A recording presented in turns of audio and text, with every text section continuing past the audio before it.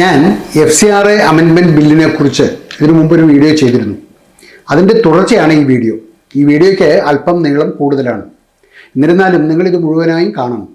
കഴിയുന്നത്ര പേരിലേക്ക് ഇത് എത്തിക്കുവാനും ശ്രമിക്കണം. കാരണം അത്ര ഗൗരവമുള്ള ഒരു വിഷയമാണ് നമ്മളിന്ന് ചർച്ച ചെയ്യുന്നത്. നമ്മുടെ രാജ്യത്ത് സമാന്തരമായ ഒരു അധികാര ഘടന അത് നിലവിൽ ഉണ്ട് എന്ന് ഞാൻ പറഞ്ഞാൽ ഒരുപക്ഷെ നിങ്ങൾ വിശ്വസിച്ചു എന്ന് വരില്ല. എന്നാൽ സത്യം അതാണ്. നമ്മൾ ഒരിക്കലും തെരഞ്ഞെടുപ്പിൽ മത്സരിക്കാത്ത, ഒരു ഭരണഘടനാ പദവിയും വഹിക്കാത്ത, എന്നാൽ അതിശയകരമാം വിധം ശക്തമായ ഒരു സംവിധാനം നമ്മുടെ രാജ്യത്തിൻ്റെ നയങ്ങൾ തീരുമാനിക്കുവാനും നമ്മുടെ ചിന്തകളെ സ്വാധീനിക്കുവാനും ഭാവി രൂപപ്പെടുത്തുവാനും പോലും കഴിയുന്ന ഒരു സംവിധാനം. ഈ സംവിധാനത്തെയാണ് നമ്മൾ ഡീപ് സ്റ്റേറ്റ് എന്ന് വിളിക്കുന്നത്. ഈ ഡീപ് സ്റ്റേറ്റിനെ ലോകം 5ാം തലമുറ യുദ്ധം, 5th ജനറേഷൻ വാർഫെയർ എന്നാണ് വിശേഷിപ്പിക്കുന്നത്. ഈ യുദ്ധത്തിൽ തോക്കുകളോ വെടിയുണ്ടകളോ ഇല്ല. പകരം വിദേശ ഫണ്ടിംഗ് ആണ് ഇതിൻ്റെ പ്രധാന ആയുധം. വിദേശ പണം വൻതോതിൽ നമ്മുടെ രാജ്യത്തേക്ക് എത്തുകയും രാജ്യത്തിൻ്റെ മുഴുവൻ ആഖ്യാനത്തെയും, നറേറ്റീവിനെ അത് മാറ്റിമറിക്കുകയും ചെയ്യുന്നു. ഇത് തിരിച്ചറിഞ്ഞുകൊണ്ടാണ് ഇന്ത്യൻ സർക്കാർ പാർലമെൻറ്റിൽ ഒരു അമെൻഡ്മെൻറ്റ് ബില്ല് അവതരിപ്പിച്ചത്. ഇത് NGOകളുടെ ഇടനാഴികളിൽ മാത്രമല്ല, വാഷിങ്ടണിലെയും ബ്രസൽസിലെയും അധികാര കേന്ദ്രങ്ങളിലും വലിയ ചലനങ്ങൾ സൃഷ്ടിച്ചിരിക്കുകയാണ്. Foreign contribution regulation act FCRA ഭേദഗതി ബിൽ വിദേശ സംഭാവനകളെ നിയന്ത്രിക്കാൻ ലക്ഷ്യമിടുന്നു. ഇതൊരു സാധാരണ കടലാസ് കഷ്ണമല്ല. ദശകങ്ങളായി ആക്ടിവിസത്തിൻ്റെ മറവിൽ ഇന്ത്യയുടെ പുരോഗതിയെ തടസ്സപ്പെടുത്തുന്ന ഡീപ് സ്റ്റേറ്റിൻ്റെ അടിവേരുകൾക്ക് നേരെയുള്ള ഒരു കടുത്ത പ്രഹരമാണ്. ഈ പ്രത്യേക എപ്പിസോഡിൽ വിദേശ പണം എങ്ങനെയാണ് നമ്മുടെ രാജ്യത്തെ കൽക്കരി പദ്ധതികളെ തടസ്സപ്പെടുത്തുവാൻ ഉപയോഗിച്ചത്, എങ്ങനെയാണ് മതപരിവർത്തന സിൻഡിക്കേറ്റുകൾ പ്രവർത്തിക്കുന്നത്, 2026 ഈ FCRA ഭേദഗതി ബിൽ എങ്ങനെയാണ് ഇന്ത്യയെ ഒരു സുരക്ഷിതവും പരമാധികാരമുള്ളതുമായ രാജ്യമാക്കി മാറ്റുന്നത് എന്ന് നമുക്ക് മനസ്സിലാക്കുവാൻ ശ്രമിക്കാം. അജയ്സ് പ്രസിൻ്റെ പുതിയൊരു വീഡിയോയിലേക്ക് എല്ലാവർക്കും സ്വാഗതം. Welcome to Ajay's press. Here what we do is express. എങ്ങനെയാണ് ഡീപ് സ്റ്റേറ്റ് പ്രവർത്തിക്കുന്നത്? ഡീപ് സ്റ്റേറ്റിന് പ്രവർത്തിക്കുവാൻ ഒരു തത്വമുണ്ട്: ഫണ്ടിങ് ടു കെയോസ്, അഥവാ അരാജകത്വത്തിലേക്കുള്ള ഫണ്ടിങ്. ലളിതമായിട്ട് പറഞ്ഞാൽ, ജനാധിപത്യത്തിൽ നമ്മൾ എന്താണ് ചെയ്യുക? നമ്മൾ സർക്കാരുകളെ തിരഞ്ഞെടുക്കുന്നു. ആ സർക്കാരുകൾ നമുക്ക് വേണ്ടി പ്രവർത്തിക്കുന്നു. എന്നാൽ തിരഞ്ഞെടുപ്പിൽ മത്സരിക്കാതെ നമ്മുടെ രാജ്യത്തിൻ്റെ നയങ്ങളെ സ്വാധീനിക്കുകയും തങ്ങളുടെ താല്പര്യങ്ങൾക്കനുസരിച്ച് അവയെ വളച്ചൊടിക്കുകയും ചെയ്യുന്ന ചില വലിയ വിദേശ ശക്തികൾ ഉണ്ട്. ഇതിൻ്റെ ആദ്യപടി വിദേശ ഫണ്ടിംഗ് ആണ്. വിദേശ ഫണ്ടിംഗ് ദാതാക്കൾ കോടിക്കണക്കിന് രൂപ NGOകൾക്കും പള്ളികൾക്കും മറ്റ് വിവിധ സ്ഥാപനങ്ങൾക്കും നൽകുന്നു. ഈ കോടിക്കണക്കിന് രൂപ അടുത്ത ഘട്ടത്തിലേക്ക് നയിക്കുന്നു. അത് ഒരു ആഖ്യാനം കെട്ടിപ്പടുക്കുന്ന ഒരു ഘട്ടമാണ്. മനുഷ്യാവകാശത്തിൻ്റെ പേരിൽ രാജ്യത്ത് ഒരു അന്തരീക്ഷം സൃഷ്ടിക്കുകയും ലോകമെമ്പാടും സന്ദേശങ്ങൾ പ്രചരിപ്പിക്കുകയും ചെയ്യുന്നു. കർഷക പ്രക്ഷോഭങ്ങൾ ഓർക്കുന്നില്ലേ? കർഷകൻ റോഡിൽ ഇറങ്ങിയപ്പോൾ ലോകമെമ്പാടുമുള്ള ആളുകൾ ട്വീറ്റുകളിലൂടെ അവർക്ക് പിന്തുണ നൽകിയിരുന്നു. ഈ ശബ്ദങ്ങൾ ഇന്ത്യയിൽ നിന്നാണ് ഉയർന്നു വന്നത്. മൂന്നാമത്തെയും ഏറ്റവും പ്രധാനപ്പെട്ടതുമായ ഒരു ഘട്ടം ഗ്രൗണ്ട് സ്റ്റേജ് ആണ്. ഈ ഘട്ടത്തിൽ രാജ്യത്തെ നിർണായകമായ അടിസ്ഥാന സൗകര്യങ്ങൾക്കെതിരെ വൻതോതിൽ പ്രതിഷേധങ്ങൾ ആരംഭിക്കുന്നു. ആണവ നിലയങ്ങൾ, ഹൈവേകൾ, ഊർജ പദ്ധതികൾ, നദീതട പദ്ധതികൾ എന്നിവയെല്ലാം ഇതിൽ ഉൾപ്പെടുന്നു. ഇവിടെ കേവലം പ്രതിഷേധം എന്നതിനപ്പുറം പരമാധികാരം, സോവറനിറ്റി തന്നെ ചോദ്യം ചെയ്യപ്പെടുന്നു. ഇന്ത്യയുടെ വികസനത്തിൻ്റെ റിമോട്ട് കൺട്രോൾ ലണ്ടനിലോ ന്യൂയോർക്കിലോ ആണെങ്കിൽ നമ്മൾ സ്വതന്ത്രരാണ് എന്ന് പറയുവാൻ കഴിയുമോ? 2026 ഈ നിർദ്ദിഷ്ട FCRA അമെൻമെൻറ്റ് ബിൽ ഈ റിമോട്ട് കൺട്രോളിനെ തകർക്കുക എന്ന ലക്ഷ്യത്തോടെയാണ് സർക്കാർ കൊണ്ടുവന്നത്. ഇത് വെറും സിദ്ധാന്തമാണ് എന്ന് തോന്നാമെങ്കിലും ഇതിന് പ്രായോഗികമായ ഒട്ടേറെ തെളിവുകൾ ഉണ്ട്. ഗ്രീൻ പീസ് ഇന്ത്യ എന്ന് കേട്ടിട്ടില്ലേ? ഗ്രീൻ പീസ് ഇന്ത്യയുടെ കാര്യത്തിൽ ഇൻ്റലിജൻസ് ബ്യൂറോ ഒരു റിപ്പോർട്ട് പുറത്തുവിട്ടു. വിദേശ ഫണ്ടിങ്ങിനാൽ പ്രേരിതമായ ഈ പ്രതിഷേധങ്ങൾ കാരണം നമ്മുടെ രാജ്യത്തിൻ്റെ GDPയിൽ 2 മുതൽ 3% വരെ ഇടിവ് രേഖപ്പെടുത്തി എന്നാണ് അന്ന് IB റിപ്പോർട്ട് ചെയ്തത്. നമ്മുടെ കൽക്കരി പദ്ധതികൾക്കെതിരെ ഗ്രീൻ പീസ് സംഘടിപ്പിച്ച ഈ പ്രതിഷേധങ്ങൾ പരിസ്ഥിതി സ്നേഹമായിരുന്നോ അതോ നമ്മുടെ രാജ്യത്തിൻ്റെ വളർച്ചയെ തടസ്സപ്പെടുത്തുവാനുള്ള ഒരു ആസൂത്രിത തന്ത്രമായിരുന്നോ? ഇനി നമുക്കിവിടെ ഫോർഡ് ഫൗണ്ടേഷൻ്റെയും അതുപോലെ ആംനസ്റ്റി ഇൻ്റർനാഷണലിൻ്റെയും ഒക്കെ കാര്യമൊന്ന് ഓർമ്മിക്കാം. സർക്കാർ ഇവർക്കെതിരെ നടപടിയെടുത്തപ്പോൾ നമ്മുടെ രാജ്യത്ത് വിയോജിപ്പുകളെ അടിച്ചമർത്തുന്നു എന്നൊരാഖ്യാനമാണ് ആഗോളതലത്തിൽ കെട്ടിപ്പടുത്തത്. എന്നാൽ യഥാർത്ഥ സാഹചര്യം തികച്ചും വ്യത്യസ്തമായിരുന്നു. പണം അവർ ലഭിച്ച ആവശ്യങ്ങൾക്ക് അതൊരിക്കലും ഉപയോഗിച്ചിരുന്നില്ല, ചെലവഴിച്ചിരുന്നില്ല. പകരം പണമെല്ലാം ലോബിയിങ്ങിനും റാലികൾ സംഘടിപ്പിക്കുന്നതിനും ഇന്ത്യയുടെ ആഗോള പ്രതിച്ഛായയെ തകർക്കുന്നതിനും വേണ്ടിയാണ് ഇവർ ഉപയോഗിച്ചത്.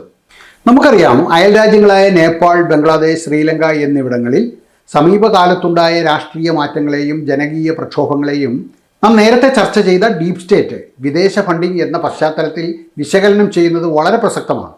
ഈ രാജ്യങ്ങളിൽ നടന്ന ജൻസി പുതിയ തലമുറ കലാപങ്ങൾ അല്ലെങ്കിൽ പ്രക്ഷോഭങ്ങൾ എങ്ങനെയാണ് ഒരു രാജ്യത്തിൻ്റെ ആഭ്യന്തര സുരക്ഷയെയും അതുപോലെ തന്നെ പരമാധികാരത്തെയും ബാധിക്കുന്നത് എന്നറിഞ്ഞിരിക്കുന്നത് നല്ലതാണ്. ശ്രീലങ്കയിലെ അരകലയ 2022 ഈ അരകലയ അരങ്ങേറിയത്. ശ്രീലങ്കയിലെ സാമ്പത്തിക തകർച്ചയെ തുടർന്ന് യുവാക്കളുടെ നേതൃത്വത്തിൽ നടന്ന വൻ പ്രതിഷേധമായിരുന്നു അരകലയ. അതിൻ്റെ നറേറ്റീവ് ഇങ്ങനെയായിരുന്നു: സോഷ്യൽ മീഡിയ വഴി അതിശക്തമായ രീതിയിൽ സർക്കാരിനെതിരെ അവർ ജനവികാരം ഇളക്കിവിട്ടു. ഭരണാധികാരികളുടെ വസതികൾ കയ്യേറുന്ന രീതിയിലേക്ക് പ്രതിഷേധം വളർന്നു. സാമ്പത്തിക പ്രതിസന്ധി അത് യാഥാർത്ഥ്യമായിരുന്നു എങ്കിലും ഒരു ജനാധിപത്യ സർക്കാരിനെ തെരുവ് യുദ്ധത്തിലൂടെ പുറത്താക്കുവാൻ വിദേശ ശക്തികൾക്ക് താല്പര്യമുണ്ടായിരുന്നു എന്ന് പല രാഷ്ട്രീയ നിരീക്ഷകരും വിശ്വസിക്കുന്നു. വിദേശത്തു നിന്നുള്ള ഡിജിറ്റൽ സന്ദേശങ്ങളും ഫണ്ടിങ്ങും ഈ പ്രക്ഷോഭത്തെ ആളിക്കത്തിക്കുവാൻ ഉപയോഗിക്കപ്പെട്ടു എന്ന ആരോപണങ്ങൾ ശക്തമായിരുന്നു. അതുപോലെ തന്നെ ബംഗ്ലാദേശിലെ വിദ്യാർത്ഥി പ്രക്ഷോഭം 2024 അത് നടക്കുന്നത്. ബംഗ്ലാദേശിൽ നടന്ന ഈ സംഭവവികാസങ്ങൾ ഡീപ് സ്റ്റേറ്റ് പ്രവർത്തനങ്ങളുടെ ഒരു പാഠപുസ്തക മാതൃകയായി തന്നെ പലരും ചൂണ്ടിക്കാട്ടുന്നുണ്ട്. സർക്കാർ ജോലിയിലെ സംവരണത്തിനെതിരെ തുടങ്ങിയ ഒരു ചെറിയ വിദ്യാർത്ഥി സമരം പെട്ടെന്ന് ഒരു വലിയ ഭരണകൂട വിരുദ്ധ വിപ്ലവവുമായി മാറി. ഷെയ്ഖ് ഹസീന സർക്കാർ വിദേശ ശക്തികളുടെ, പ്രത്യേകിച്ചും പാശ്ചാത്യ രാജ്യങ്ങളുടെ സമ്മർദ്ദത്തിന് വഴങ്ങാത്തതുകൊണ്ട് ആ സർക്കാരിനെ താഴെ ഇറക്കുവാൻ വിദേശ ഏജൻസികൾ ഈ വിദ്യാർത്ഥി പ്രക്ഷോഭത്തെ ഹൈജാക്ക് ചെയ്തു എന്ന് ആരോപിക്കപ്പെടുന്നു. ഇതിനു പിന്നിലും വൻതോതിലുള്ള വിദേശ ഫണ്ടിങ്ങും സോഷ്യൽ മീഡിയ ആഖ്യാനങ്ങളും പ്രവർത്തിച്ചിട്ടുണ്ട്. ഭരണകൂടം തകർന്നതോടെ രാജ്യത്ത് വലിയ ക്രമസമാധാന പ്രശ്നങ്ങളും ന്യൂനപക്ഷങ്ങൾക്കെതിരെയുള്ള അതിക്രമങ്ങളും ഉണ്ടായി. ഇതൊരു രാജ്യത്തിൻ്റെ പരമാധികാരം തകർക്കുന്നതിൻ്റെ ഉദാഹരണമാണ്. നേപ്പാളിലെ രാഷ്ട്രീയ അസ്ഥിരത തന്നെ നോക്കൂ. നേപ്പാളിൽ പരമ്പരാഗത രാഷ്ട്രീയ പാർട്ടികൾക്കെതിരെ യുവാക്കൾക്കിടയിൽ വളരുന്ന ഒരു വികാരം അത് പുതിയ രാഷ്ട്രീയ പാർട്ടികളുടെ ഉദയത്തിന് കാരണമായിട്ടുണ്ട്. സോഷ്യൽ മീഡിയയെ ഫലപ്രദമായി ഉപയോഗിക്കുന്ന യുവ നേതാക്കൾ അഴിമതിക്കും കെടുകാര്യസ്ഥതയ്ക്കും എതിരെ ശബ്ദമുയർത്തുന്നു. ഇവിടെയും ജനകീയ വികാരങ്ങളെ വിദേശ ശക്തികൾ തങ്ങളുടെ താല്പര്യങ്ങൾക്കനുസരിച്ച്, ഉദാഹരണത്തിന് ചൈനയുമായോ ഇന്ത്യയുമായോ ഉള്ള ബന്ധം മാറ്റാൻ ഉപയോഗിക്കുവാൻ സാധ്യതയുണ്ട്. ഈ സംഭവങ്ങളും ഇന്ത്യയും തമ്മിലുള്ള ബന്ധം എന്താണ്? നമ്മുടെ അയൽ രാജ്യങ്ങളിൽ നടന്ന ഈ ജൻസി കലാപങ്ങളെ ഇന്ത്യ ഗൗരവത്തോടെ കാണുന്നതിന് ചില കാരണങ്ങളുണ്ട്. വിദേശത്തിരുന്ന് കീബോർഡുകൾ വഴി ഒരു രാജ്യത്തെ യുവാക്കളെ തെറ്റായ വിവരങ്ങൾ നൽകി തെരുവിൽ ഇറക്കുവാൻ കഴിയും എന്ന് ഈ രാജ്യങ്ങളിലെ സംഭവങ്ങൾ തെളിയിച്ചു. വികസന പദ്ധതികൾ തടയുന്നതിലൂടെ ഒരു രാജ്യത്തെ സാമ്പത്തികമായി തകർക്കുവാനും അതുവഴി ജനരോഷമുണ്ടാക്കി ഭരണമാറ്റം, റെജീം ചേഞ്ച് കൊണ്ടുവരുവാനും ഡീപ് സ്റ്റേറ്റിന് കഴിയും. ഇത്തരം വിദേശ ഇടപെടലുകൾ ഇന്ത്യയിൽ ഉണ്ടാകാതിരിക്കാനാണ് FCRA ഭേദഗതിയിലൂടെ വിദേശ പണത്തിൻ്റെ ഒഴുക്ക് സർക്കാർ കർശനമായി നിയന്ത്രിക്കുന്നത്. NGOകളുടെയോ ആക്ടിവിസത്തിൻ്റെയോ മറവിൽ വിദേശ ഏജൻസികൾ ഇന്ത്യയിലെ യുവതലമുറയെ സ്വാധീനിക്കുകയും രാജ്യത്ത് അരാജകത്വം സൃഷ്ടിക്കുകയും ചെയ്യുന്നത് തടയുക എന്നതാണ് ഇതിൻ്റെ പ്രധാന ലക്ഷ്യം. ചുരുക്കത്തിൽ അയൽ രാജ്യങ്ങളിലെ സംഭവങ്ങൾ കാണിക്കുന്നത് വിദേശ ഫണ്ടിങ്ങും ആസൂത്രിതമായ ആഖ്യാനങ്ങളും എങ്ങനെ ഒരു രാജ്യത്തെ അസ്ഥിരപ്പെടുത്താം എന്നതാണ്. ഇന്ത്യയുടെ FCRA 2026 നിയമ ഭേദഗതി ഇത്തരമൊരു സാഹചര്യത്തിൽ നിന്ന് രാജ്യത്തെ സംരക്ഷിക്കുവാനുള്ള ഒരു മുൻകരുതൽ നടപടിയായി കാണാവുന്നതാണ്. നമുക്ക് വികസനവും ജനാധിപത്യവും വേണം, പക്ഷേ അത് പുറത്തു നിന്നുള്ളവരുടെ നിർദ്ദേശങ്ങൾക്കനുസരിച്ചാകരുത് എന്നതാണ് ഇതിൻ്റെ കാതൽ. ആധുനിക കാലഘട്ടത്തിലെ 5ാം തലമുറ യുദ്ധമുറയിൽ ഏറ്റവും പ്രധാനപ്പെട്ട ആയുധങ്ങളിൽ ഒന്നാണ് സോഷ്യൽ മീഡിയ ഇൻഫ്ലുവൻസർമാർ. പണ്ട് പത്രങ്ങളോ ടെലിവിഷൻ ചാനലുകളോ വഴിയാണ് ആഖ്യാനങ്ങൾ നിർമ്മിക്കപ്പെട്ടിരുന്നത് എങ്കിൽ ഇന്ന് അത് ഇൻഫ്ലുവൻസർമാരിലൂടെയാണ് ജനങ്ങളിലേക്ക് എത്തിക്കുന്നത്. സോഷ്യൽ മീഡിയ ഇൻഫ്ലുവൻസർമാരെ ഉപയോഗിച്ച് എങ്ങനെയാണ് പുതിയ ആഖ്യാനങ്ങൾ നിർമ്മിക്കപ്പെടുന്നത് എന്ന് നമുക്കൊന്ന് വിശകലനം ചെയ്യാം. വിശ്വാസ്യതയുടെ ദുരുപയോഗമാണ് ദ ട്രസ്റ്റ് ഫാക്ടർ. സാധാരണക്കാർ രാഷ്ട്രീയക്കാരെക്കാളും പരമ്പരാഗത മാധ്യമങ്ങളെക്കാളും വിശ്വസിക്കുന്നത് തങ്ങൾ ദിവസവും ഫോളോ ചെയ്യുന്ന ഇൻഫ്ലുവൻസർമാരെയാണ്. ഒരു ഇൻഫ്ലുവൻസർ ഒരു വിഷയം അവതരിപ്പിക്കുമ്പോൾ അത് നിഷ്പക്ഷമായ അഭിപ്രായം ആണ് എന്ന് ജനങ്ങൾ കരുതും. എന്നാൽ ഇതിനു പിന്നിൽ വലിയ വിദേശ ഫണ്ടിങ്ങോ പ്രത്യേക അജണ്ടകളോ ഉണ്ടോ എന്ന് തിരിച്ചറിയുവാൻ പ്രയാസമാണ്. മറ്റൊന്ന് വൈകാരികമായ ഒരു ഇടപെടലാണ്, ഒരു ഇമോഷണൽ എൻഗേജ്മെൻറ്റ്. യുവാക്കൾക്കിടയിൽ പെട്ടെന്ന് വികാരങ്ങൾ ഉയർത്തുവാൻ ഇൻഫ്ലുവൻസർമാർക്ക് കഴിയും.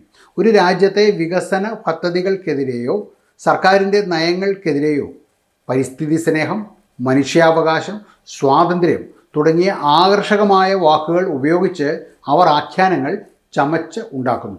ഇത് പലപ്പോഴും വസ്തുതകളേക്കാൾ വികാരങ്ങൾക്ക് മുൻഗണന നൽകുന്ന രീതിയിലായിരിക്കും അവതരിപ്പിക്കപ്പെടുക. മൂന്നാമത്തെ കാര്യം അൽഗോരിതവും ആഖ്യാനവുമാണ്. വിദേശ ഫണ്ടിംഗ് ലഭിക്കുന്ന സ്ഥാപനങ്ങൾക്ക് സോഷ്യൽ മീഡിയ അൽഗോരിതങ്ങളെ നിയന്ത്രിക്കുവാൻ അല്ലെങ്കിൽ സ്വാധീനിക്കുവാൻ കഴിയും. ഒരു പ്രത്യേക ഇൻഫ്ലുവൻസറുടെ വീഡിയോകൾ ലക്ഷക്കണക്കിന് ആളുകളിലേക്ക് എത്തിക്കുന്നതിലൂടെ ഒരു രാജ്യത്ത് പെട്ടെന്ന് അരാജകത്വം സൃഷ്ടിക്കുവാനോ അല്ലെങ്കിൽ പ്രതിഷേധങ്ങൾ സംഘടിപ്പിക്കുവാനോ സാധിക്കും. ശ്രീലങ്കയിലും ബംഗ്ലാദേശിലും നടന്ന ജനകീയ പ്രക്ഷോഭങ്ങളിൽ ഇത്തരത്തിലുള്ള ഡിജിറ്റൽ ഇടപെടലുകൾ വലിയ പങ്ക് വഹിച്ചിട്ടുണ്ട്.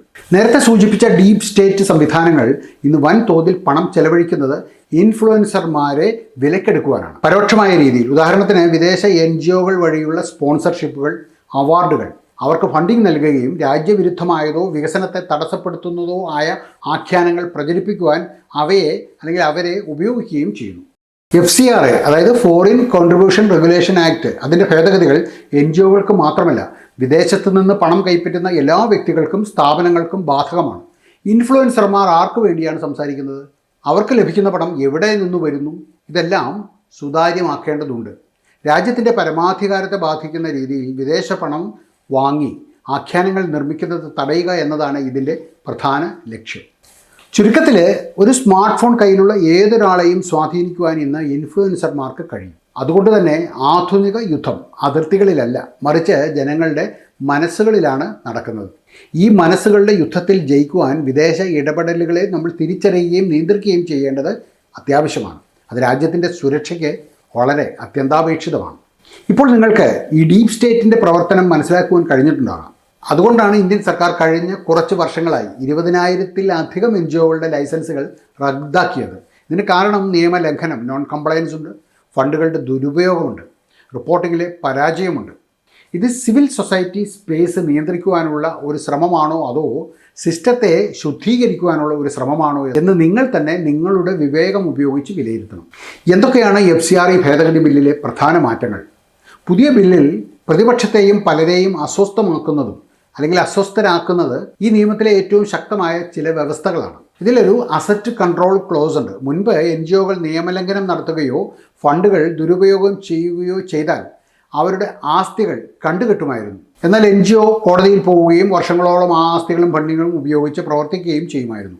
ഇപ്പോൾ ലൈസൻസ് റദ്ദാക്കുന്ന ഉടനെ തന്നെ NGOകളുടെ ഭൂമി, കെട്ടിടങ്ങൾ, ബാങ്ക് ബാലൻസ്, വാഹനങ്ങൾ എന്നിവയെല്ലാം സർക്കാരിൻ്റെ നിയന്ത്രണത്തിലുള്ള അധികാരിക്ക് കൈമാറും. മറ്റൊന്ന് സബ് ഗ്രാൻറ്റിങ്ങിനുള്ള നിരോധനമാണ്. മുൻപ് NGOകൾക്ക് പണം ലഭിക്കുകയും അവർ അത് ചെറിയ NGOകൾക്ക് കൈമാറുകയും ചെയ്യുമായിരുന്നു. ഇത് പണത്തിൻ്റെ ഒഴുക്ക് കണ്ടെത്തുന്നത് അസാധ്യമാക്കിയിരുന്നു. ഈ ബില്ലിൽ ഇപ്പോൾ ഈ സബ് ഗ്രാൻറ്റിങ് പൂർണ്ണമായും നിരോധിച്ചിരിക്കുന്നു. ഏതാവശ്യത്തിനാണോ ഫണ്ട് ലഭിച്ചത് അതിനു വേണ്ടി മാത്രം ചെലവഴിക്കണം. മറ്റ് NGOകൾക്ക് കൈമാറാൻ കഴിയില്ല. മറ്റൊന്ന് അക്കൗണ്ടബിലിറ്റി ലോക്ക്ഡൗൺ ആണ്. NGOകൾ അവരുടെ ഓരോ പൈസയുടെയും കണക്ക് തത്സമയം റിയൽ ടൈം നൽകണം. വിദേശ താൽപ്പര്യങ്ങളെ ദേശീയ താൽപ്പര്യങ്ങൾക്ക് മുകളിൽ സ്ഥാപിക്കുന്നത് ഇനി സാധ്യമല്ല.